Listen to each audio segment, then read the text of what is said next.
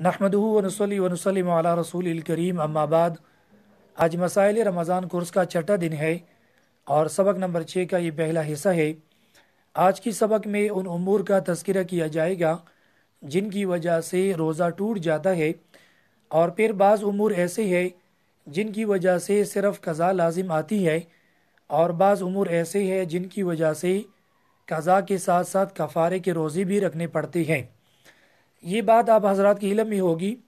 کہ قضا سے مراد یہ ہے کہ اگر کسی شخص کا روزہ ٹوٹ جائے تو صرف اسی روزے کے بدلے میں ایک روزہ رکھنا یہ قضا کہلاتا ہے، اور کفارے کا مطلب یہ ہے کہ اگر کسی شخص کا روزہ ٹوٹ جائے یا اس کو وہ توڑ دے تو اس کے بدلے میں بعد میں 2 مہینے مسلسل روزے رکھنا اور اسی روزے کو بھی رکھنا یہ کفارہ کہلاتا ہے۔ تو یہ مسائل انتہائی اہم ہے، ان کا سیکھنا ہر مسلمان کے لیے نہایت ضروری ہے، کیونکہ دارالاسلام میں رہتی ہوئی جہالت کا عذر معتبر نہیں ہے۔ تو لہٰذا ان مسائل کو چند قواعد کے تحت انشاءاللہ بیان کرنے کی کوشش کروں گا، اور اللہ تعالیٰ سے دعا ہے کہ اللہ تبارک و تعالیٰ ان مسائل کو صحیح بیان کرنے اور صحیح سمجھنے کی توفیق ہمیں دے دے۔ پہلا قاعدہ یہ ہے کہ اگر روزہ دار ایسی غذا کھائے کہ جس کی طرف طبیعت کا میلان ہوتا ہو، یعنی جو غذا عموماً کھائی جاتی ہو اور اس کے کھانے سے پیٹ کی چاہت ختم ہو جاتی ہو، یا ایسی کوئی دوا کھائے کہ جو بدن کے لیے مفید ہو، یا پھر ایسی کوئی چیز کھائے جس سے لذت مقصود ہو، تو ان اشیاء کی کھانے سے روزہ بھی ٹوٹ جاتا ہے، اور روزہ ٹوٹنے کے ساتھ ساتھ کفارہ بھی لازم آتا ہے۔ مثلاً ہر قسم کے کھانے جو ہیں، ہر قسم کی مشروبات، ہر قسم کی پھل اور میوجات، اگر کوئی روزہ دار ان میں سے کوئی چیز کھائے تو ان کی کھانے کی وجہ سے روزہ بھی ٹوٹ جائے گا، اور روزہ ٹوٹنے کے ساتھ ساتھ قضا کے ساتھ ساتھ کفارہ بھی لازم ہوگا۔ لیکن اگر وہ چیز ایسی ہو کہ اس کی طرف سلیم متبع انسان کا میلان نہ ہوتا ہو، اور اس کی کھانے سے پیٹ کی جو چاہت ہے وہ ختم نہ ہوتی ہو، تو ایسی صورت میں صرف قضا لازم ہوگا اور کفارہ لازم نہ ہوگا۔ اب اس قاعدے کے تحت بہت سے مسائل آ جاتے ہیں۔ مثلاً کسی نے روئی کھائی، یا کسی نے کاغذ کھایا، یا کسی نے گھاس کھائی، یا کسی نے کوئی گٹلی وغیرہ، مثلاً کھجور کی گٹلی ہے یا کسی اور چیز کی کوئی ہڈی ہے، اس کو اس نے کھایا، یا لوہے کا کوئی ٹکڑا اس نے نگل لیا، یا کوئی سکہ تھا وہ اس نے نگل لیا، یا کوئی کنکری تھی اور اس کو اس نے نگل لیا، تو ان تمام چیزوں کی نگلنے سے اور کھانے سے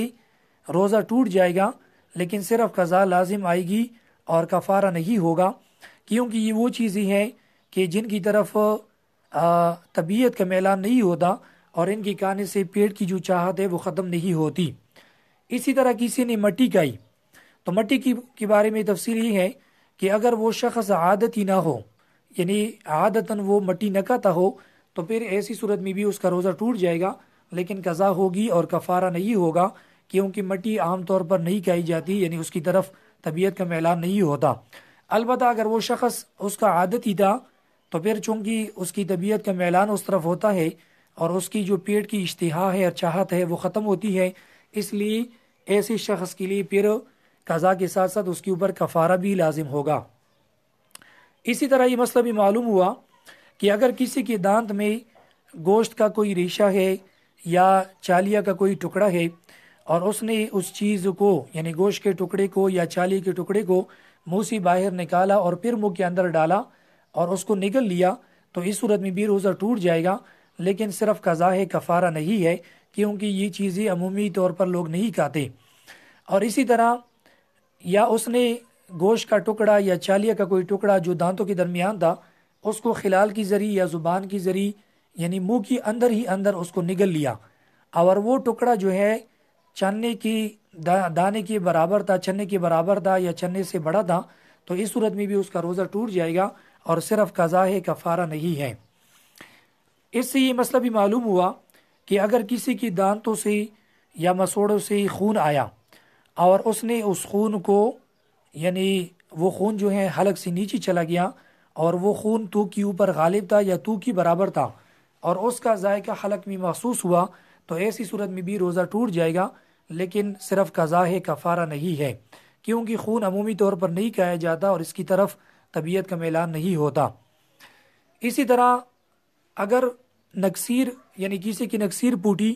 اور نکسیر پوٹنے کے بعد اس کا جو خون ہے وہ حلق سے نیچے چلا گیا تو اس صورت میں بھی روزہ ٹوٹ گیا، صرف قضا ہے، کفارہ نہیں ہے۔ اسی طرح کسی کی آنسو یعنی آنکھ سے ایک دو آنسو کی قطرے منہ میں آ گئی اور وہ حلق سے نیچے چلے گئے یا اس نے اس کو نگل لیا، یا پسینے کے ایک دو قطرے تھے اور وہ منہ میں آ گئی اور وہ حلق سے نیچے چلے گئی، تو اگر ایک دو قطرے ہو تو اس سے روزے میں فرق نہیں آتا، جیسا کہ میں نے پہلے درس میں بیان کیا تھا۔ لیکن اگر وہ دو تین قطروں سے زیادہ ہو اور اس کی نمکینی پوری منہ میں محسوس ہوئی تو اس صورت میں روزہ ٹوٹ جائے گا، صرف قضا ہے، کفارہ نہیں ہے، کیونکہ یہ وہ چیزیں ہیں کہ جن کی طرف طبیعت کا میلان نہیں ہوتا اور اس کے کھانے سے پیٹ کی جو چاہت ہے وہ ختم نہیں ہوتی، اور ہم نے قاعدے میں یہی بیان کیا ہے۔ اسی طرح یہ مسئلہ بھی معلوم ہوا کہ اگر کسی کو خود بخود الٹی آئی اور وہ ان الٹیوں کو قصدن نگل لیا یا کسی نے قصدن الٹیاں کی اور وہ منہ بھر کر نہیں تھی اور اس کو وہ قصدن نگل لیا